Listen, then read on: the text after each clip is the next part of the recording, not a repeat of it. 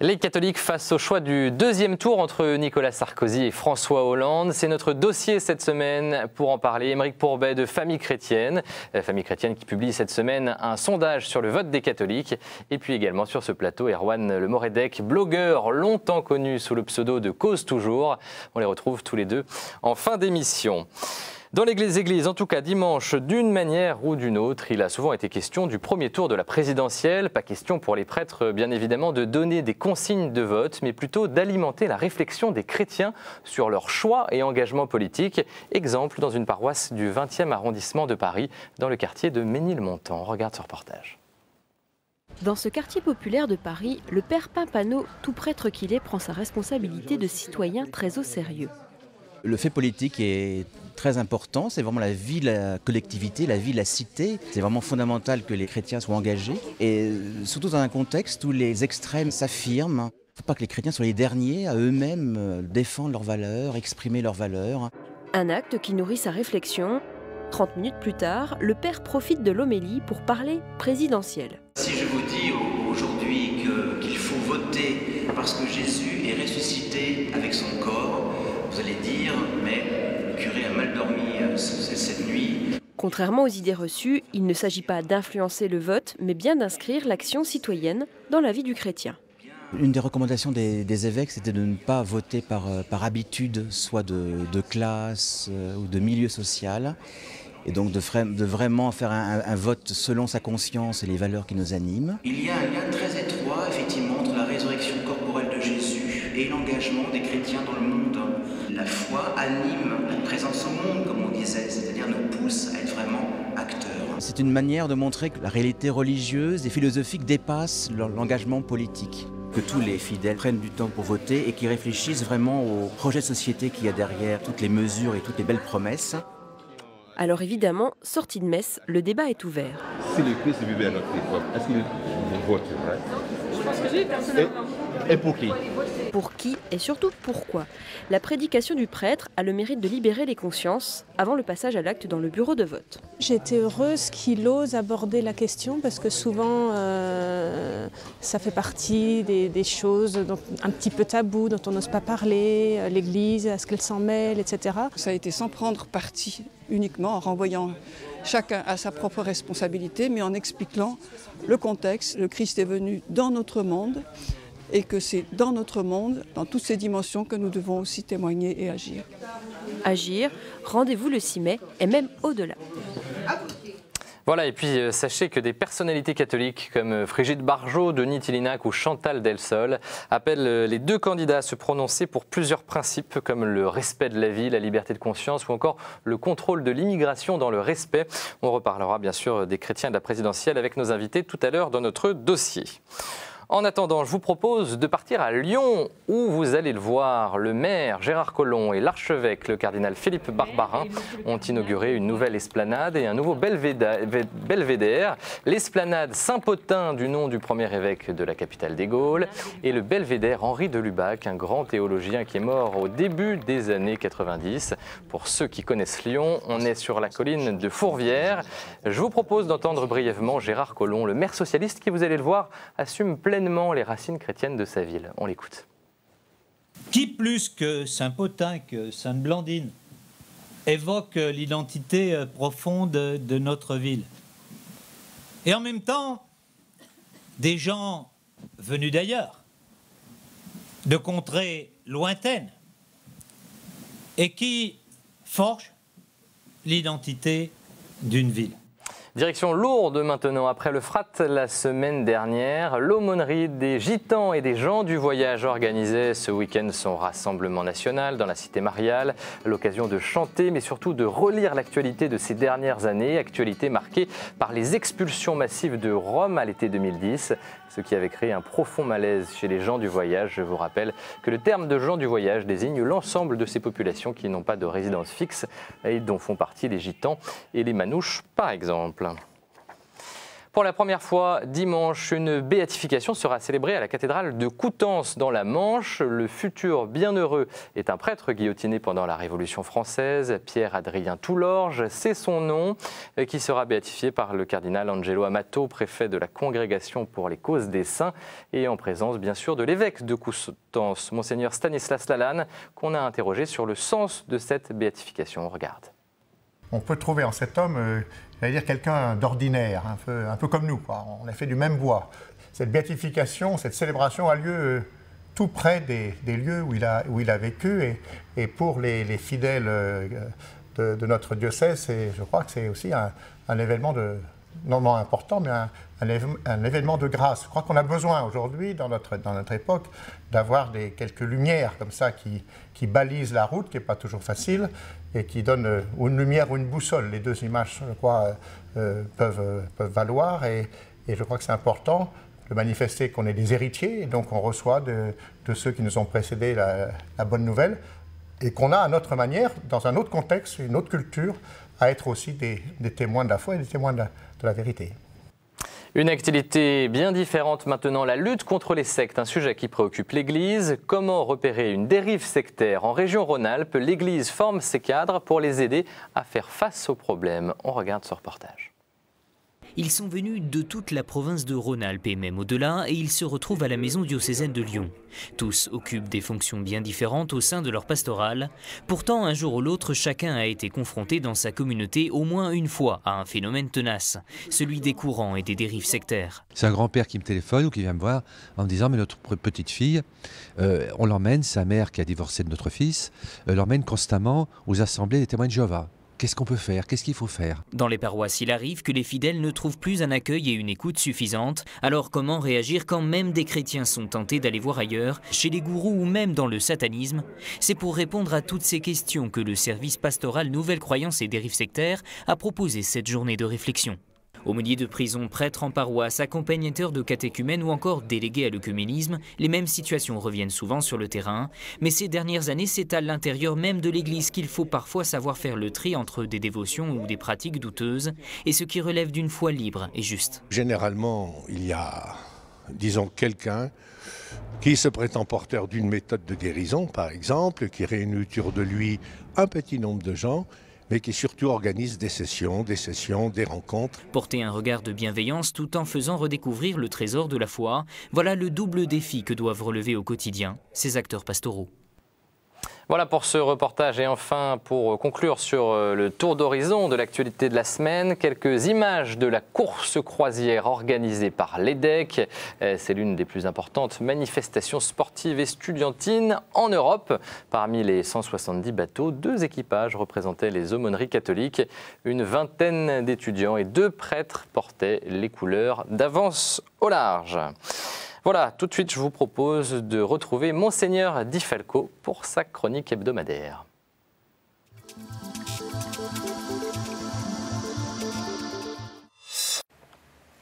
Bonjour.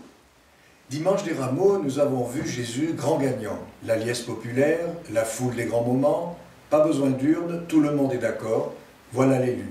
Jésus rassemble tous les suffrages, une vraie élection par acclamation. Vendredi saint, nous avons vu l'inverse. Jésus, grand perdant, la trahison, la fuite de ses proches, la calomnie, la haine, les huées, la dérision, les crachats de la foule. Puis la crucifixion et la mise à mort. Quel retournement de situation en si peu de temps. Que s'est-il passé? C'est pourtant la même foule. Quelque temps avant, cela avait été pareil. Jésus avait multiplié les pains. Une foule innombrable l'avait suivi. Pour le faire roi, dit l'Évangile. Mais le lendemain, Jésus avait parlé de lui comme pain vivant descendu du ciel, et tout le monde s'en était allé en disant « Le pain était bon, mais ta parole est trop dure ». Jésus ne semble pas avoir été surpris de cette réaction, puisqu'il a demandé aux quelques disciples qui étaient restés auprès de lui « Et vous, vous ne partirez pas aussi ?» Et Pierre de répondre « Seigneur, à qui irions-nous? Tu es la parole de la vie éternelle. » Cette foule versatile, cette multitude qui suit Jésus et qui se détourne de lui dès lors que c'est trop dur à entendre, cette foule séduite par le chant des sirènes, cette foule prête à n'écouter que ce qu'elle veut entendre, ne serions-nous pas parmi elles? Nous en avons entendu des paroles, des promesses, des programmes ces derniers temps. Nous en avons entendu et nous en entendrons encore. Mais à quelle parole prêtons-nous l'oreille? À quelle voix accordons-nous notre voix? Qui suivons-nous dans notre vie de tous les jours, jusque dans l'isoloir? Puis-je vous faire une suggestion pour le 6 mai, puis pour le 10 et le 17 juin? Si vous disiez à notre Père au moment de mettre votre bulletin dans l'enveloppe, en vous attardant spécialement sur le « que ta volonté soit faite ». C'est la prière que Jésus nous a apprise. C'est celle qu'il a adressée à son Père, à Gethsémani, quand l'angoisse devant l'avenir s'est emparée de lui. Alors, que sa volonté soit faite. À bientôt. À bientôt, Monseigneur. Tout de suite, quelques-unes de vos hebdos chrétiens ce jeudi.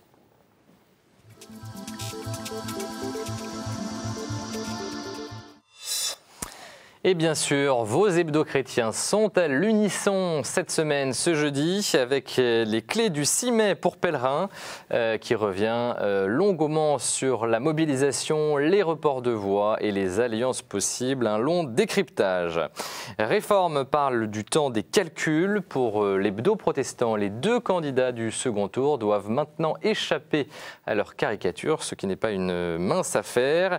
L'avis s'adresse aux 2 finalistes. Monsieur le Président, gouverner, c'est servir. Petit conseil spirituel pour le futur locataire de l'Élysée. L'avis qui publie également un sondage sur le vote des catholiques. 45% des pratiquants auraient voté pour Nicolas Sarkozy au premier tour. C'est le même constat et à peu près le même chiffre pour Famille chrétienne, qui publie un autre sondage sur le vote des catholiques. Sondage qui, selon l'hebdo, montre que les catholiques pratiquants affirment nettement leurs différences. Eh bien, on va en parler tout de suite dans notre dossier.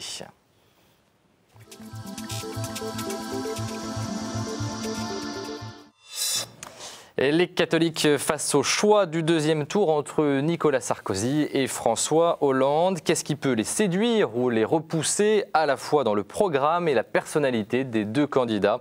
Et on en parle avec nos 2 invités. Aymeric Pourbet, bonjour, merci d'être avec nous. Je rappelle que vous êtes directeur de la rédaction de Famille chrétienne qui a donc commandé ce sondage à l'IFOP. Et puis Erwan Le Moredec, bonjour. Bonjour. Merci d'être avec nous sur ce plateau. Vous êtes avocat et rédacteur du blog Cause Toujours. On vous connaissait sur Internet sous le nom de ce pseudo pendant plusieurs années.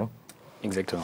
Alors je le disais dans la revue de presse, Famille chrétienne a réalisé ce sondage qui montre que les catholiques pratiquants ont massivement voté pour Nicolas Sarkozy. Au premier tour en tout cas, François Hollande arrive en 2e position, loin derrière mais juste devant Marine Le Pen. Avant d'entamer la discussion, je vous propose d'entendre le décryptage de Jérôme Fouquet de l'IFOP qui a réalisé ce sondage. On l'écoute. Les catholiques pratiquants demeurent très ancrés à droite. C'est un des électorats qui a le plus massivement voté pour Nicolas Sarkozy. Donc c'est un des piliers du vote Sarkozy, avec le vote des seniors. Pour autant, comme tout groupe, il n'y a pas d'homogénéité parfaite. On a des différences selon les générations, avec chez les catholiques les plus jeunes, une tentation de vote frontiste qui est nettement présente. Peut-être que pour ces catholiques pratiquants,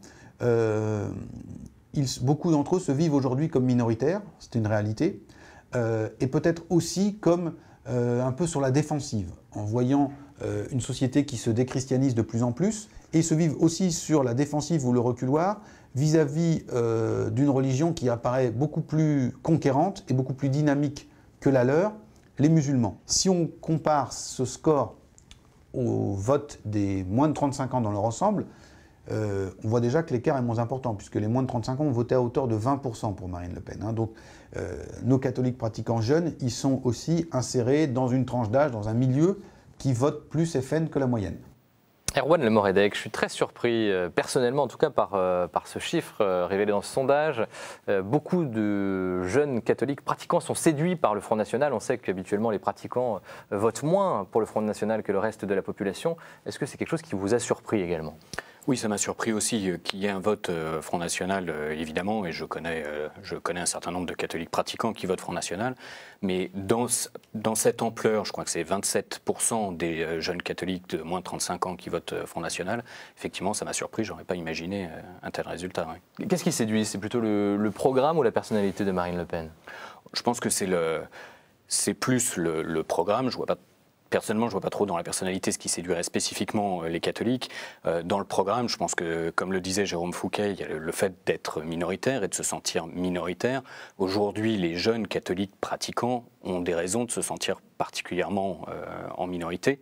Et puis, il y a aussi probablement une forme d'intransigeance sur certains sujets. On a beaucoup parlé des points non négociables. Et j'ai beaucoup lu sur Internet qu'il n'y avait qu'une seule personne, alors ce qui n'était pas tout à fait exact, mais qu'il n'y avait qu'une seule personne qui respecterait ces points non négociables et que ce serait Marine Le Pen. Ça a peut-être eu son effet. Émeric Pourbet. D'abord, ce que je voudrais dire, c'est que l'intérêt d'un tel sondage, c'est de montrer qu'il n'y a pas un vote catholique. Ça, c'est important parce que même si effectivement il y a des tendances qui se dessinent, il y a des votes de catholiques qui sont dans tous les partis. Et je pense notamment dans la spécificité aussi de notre sondage, c'est qu'on a fait une étude géographique qui montre que, par exemple, en Bretagne, les pourcentages pour François Hollande et François Bayrou, François Bayrou étant plutôt faible pour la moyenne nationale, en Bretagne, chez les catholiques, il fait 26%. Ce qui est beaucoup encore. Ouais. Voilà, donc ça veut dire c'est pas si clivant que ça et aussi stéréotypé que ça. Maintenant, c'est vrai que je pense que la particularité de cette campagne aussi a été de se focaliser pour les catholiques et pour peut-être les plus motivés d'entre eux, peut-être les plus jeunes, sur ces points qui sont le respect de la vie, donc la liberté de l'école, la famille, le mariage entre un homme et une femme, qui sont le socle minimal en deçà duquel on ne peut pas descendre et sans ça, on ne peut pas avoir de justice sociale. Donc, ça veut dire que les choix de société deviennent déterminants. Et on voit bien d'ailleurs dans cette campagne du second tour que, sans parler de catholiques, ce qui différencie François Hollande et Nicolas Sarkozy, ce sont des choix de société très forts, très clivants, parce que peut-être les difficultés économiques font que finalement on n'aura pas tellement le choix, le futur président n'aura pas tellement le choix de sa politique économique. En revanche, je dirais les choix de société, ça coûte pas cher, ça peut avoir des graves conséquences, mais ça coûte pas très cher, et c'est très symbolique aussi. Et Rohan Le Moradec, sur ce second tour, c'est ces choix de société qui vont faire la différence pour les catholiques ? Je ne peux pas me prononcer pour tous les catholiques, mais c'est certain qu'on a quand même un programme chez François Hollande qui est sur ces points-là qui, pour moi, ne doivent pas être exclusifs, mais qui sont essentiels. Sur ces points-là, il n'y a pas de doute. Tout ce que propose François Hollande va globalement à l'encontre des positions traditionnelles de l'Église. Et quand on voit son discours au Bourget, où il allait jusqu'à dire, est-ce qu'il pensait aux catholiques, je ne sais pas, mais quand il va jusqu'à dire que la démocratie est plus forte que les religions, en tant que catholique et en tant que croyant, je trouve que c'est à la limite de l'insulte. Donc je pense qu'effectivement, ces sujets-là pourront jouer et que François Hollande n'a visiblement pas essayé de faire des efforts vis-à-vis de l'électorat catholique. Pourtant, je pense par exemple à un autre sujet, le bon accueil des étrangers, de l'étranger, de l'autre. Ça, c'est quelque chose aussi dont on parle moins, j'ai l'impression, chez les catholiques et pourtant qui compte, Émeric. Oui, alors l'Église là-dessus... Qui pourrait voilà, et le choix de François Hollande pourrait se comprendre du coup pour certains catholiques. Je crois qu'il y a plusieurs choses. D'abord, la doctrine sociale de l'Église sur cette question de l'immigration, elle est peut-être plus équilibrée qu'on ne croit. C'est-à-dire qu'il y a évidemment un devoir d'accueil, mais il y a aussi des droits de l'État à réguler, à ordonner, et à demander aussi que ces personnes fassent un effort d'intégration. Bon, ça pose quand même le problème. Ensuite, je crois aussi que dans les positions, notamment de François Hollande, il y a un non-dit, un impensé, qui est la question de l'islam. Et que si François Hollande a une position aussi restrictive sur la question de la laïcité, c'est qu'on ne sait pas comment gérer cette question de l'islam qui confond spirituel, temporel, et que ça, je pense que ça remet en cause la vision de la laïcité à la française, et que voilà, la vision de gauche, c'est plutôt un repli ou sur une laïcité restrictive qui ferait que les religions n'auraient pas le droit de citer dans le domaine public. Oui, c'est sûr que là aussi, sur la laïcité, on a vu d'ailleurs une proposition qui était juridiquement totalement bricolée de la part de François Hollande, dans laquelle il voulait inscrire, et il veut toujours inscrire dans la Constitution le texte de la loi de 1905. Ce serait quand même la première fois qu'on citerait dans la Constitution le texte d'une loi.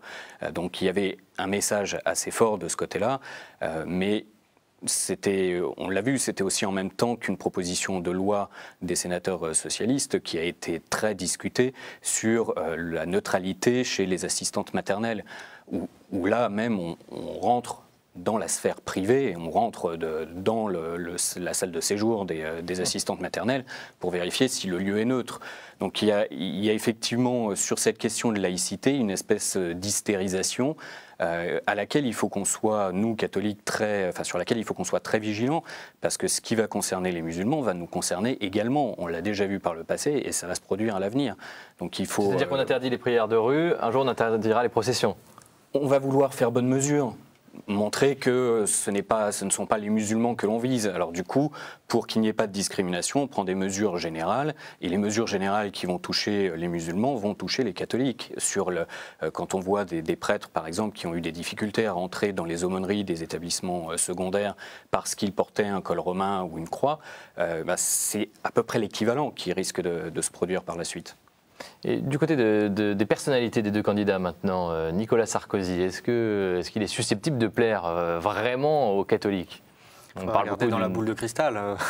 Non, mais dans les gens que vous rencontrez. Est-ce que la personnalité fonctionne avec les catholiques que vous observez au quotidien? Ce qui est évident, c'est que une partie de ces actions, on pense aux Fouquet's, on pense au côté un peu bling-bling qui résume un aspect de sa personnalité, a déplu et pas seulement aux catholiques. Donc, évidemment que... mais en même temps, je pense qu'il y a aussi quelque chose d'important, c'est de ne pas rêver à l'homme politique parfait. D'abord parce que ça n'existe pas, que la politique c'est du domaine du relatif. Donc effectivement, la personnalité est un des éléments de choix. C'est pas le seul, il faut mettre tout bout à bout, la personnalité, le programme, les questions qui intéressent particulièrement les catholiques, et ensuite chacun fait son choix en conscience. Et surtout, l'Église n'a pas de choix à préconiser, que ce soit pour l'un ou pour l'autre. Mais en revanche, il y a des points de repère. Les évêques français ont donné un certain nombre de points de repère avant la campagne. Et je pense que c'est ça qui compte finalement. L'Église, elle est un peu en surplomb. C'est pas un acteur politique en tant que tel. En revanche, elle a une vraie parole à donner, et je pense qu'il ne faut pas qu'elle perde cette occasion de le faire. Sur la question des personnalités? Sur la personnalité, il y a autant de sensibilités différentes que de catholiques, mais dans ceux que je rencontre, Nicolas Sarkozy a quand même eu aussi une personnalité extrêmement clivante. Il a cherché systématiquement à cliver et on a quand même passé 5 ans, pas uniquement de sa responsabilité, mais on a passé 5 ans très conflictuels. François Hollande l'a bien compris, lui, il joue à l'extrême la transparence. C'est peut-être plus rassurant et peut-être que ça conviendra davantage. Mais bon, voilà, sur ces personnalités, après, chaque catholique a sa sensibilité. Je voudrais quand même rajouter, si vous permettez, une chose, c'est que au-delà de ce qu'on pense de Nicolas Sarkozy, ce n'est pas le sujet ici de donner son avis personnel. En revanche, ce qu'on peut constater quand même d'un point de vue médiatique, c'est qu'il a été vilipendé dans les médias pendant 5 ans d'une manière aussi incroyable. Alors après, peut-être qu'il a des raisons, enfin, que c'est justifié en partie, mais ce que je veux dire, c'est qu'il y a quand même aussi un parti pris des médias dans leur ensemble, il faudrait distinguer, contre lui, contre sa politique, qui a joué aussi dans la détestation qui peut se retrouver dans les urnes. Ça, c'est le journaliste qui parle ou c'est le militant? Le journaliste. Non, mais encore une fois, je ne suis pas Sarkozy, je tiens à le préciser. Mais en revanche, voilà, on peut constater quand même que c'est vrai que ça fait partie des ritournelles médiatiques. Bon, voilà, c'est tout. Vous avez raison de le dire, je plaisantais. Erwan, est-ce qu'on peut mesurer l'influence vraiment de ce vote catholique, même s'il y a des votes catholiques dans cette élection présidentielle, et notamment pour le deuxième tour? Qu'est-ce qu'ils peuvent représenter? Je vais vous poser la question à tous les deux d'ailleurs. Mais... Oui, alors ce qu'on a lu, enfin, c'était sur le site de l'Avis, c'est que les catholiques pratiquants représenteraient 3 à 4 points. Donc ça a son importance. Maintenant, la limite, c'est quelle est la volatilité de l'électorat catholique. Dans ces catholiques pratiquants, ceux qui votent très majoritairement à droite ne vont pas voter François Hollande demain. Donc ça n'est pas sur un changement de personne que ça peut jouer. Émeric ? Alors, pour le coup, là, je ne vais pas être sarkozyste du tout. Je pense qu'il y a des vrais sujets d'inquiétude qu'on peut avoir sur les prises de position du candidat Nicolas Sarkozy et sa conviction profonde sur ces sujets-là. Et son entourage, on a bien vu sur la question par exemple du mariage homosexuel qu'il avait pris cette décision de se prononcer contre, mais que son entourage poussait fortement pour qu'il se prononce pour. Et donc voilà, on peut se demander combien de temps ça va tenir. Donc là, effectivement, il peut y avoir plusieurs positions adoptées par les catholiques lors du vote. Je pense personnellement qu'il faut aller voter, mais en revanche, je comprends aussi ceux qui disent j'ai des doutes et donc je serais tenté de voter blanc. Ou ça peut se comprendre. Je veux dire, après, chacun prend ses responsabilités en conscience, mais de part et d'autre, il y a des vraies questions qui se posent. Avec quelle perspective pour ces catholiques à la veille de ce second tour, Erwan ? Si on doit moi, je me projetterais plutôt après le second tour. Je pense que quel que soit le résultat, il faut que les catholiques aient une réflexion politique qui aille au-delà des partis et sachent que quel que soit le président, il va y avoir des enjeux forts dans les années prochaines, des enjeux sur lesquels on va devoir se mobiliser. Et effectivement, sur ces sujets de société, j'espère qu'il s'agit d'une conviction profonde de Nicolas Sarkozy, mais même s'il passe, il faudra rester vigilant et prêt à se mobiliser. Merci à tous les deux, on pourra encore en parler longtemps. À très vite sur KTO.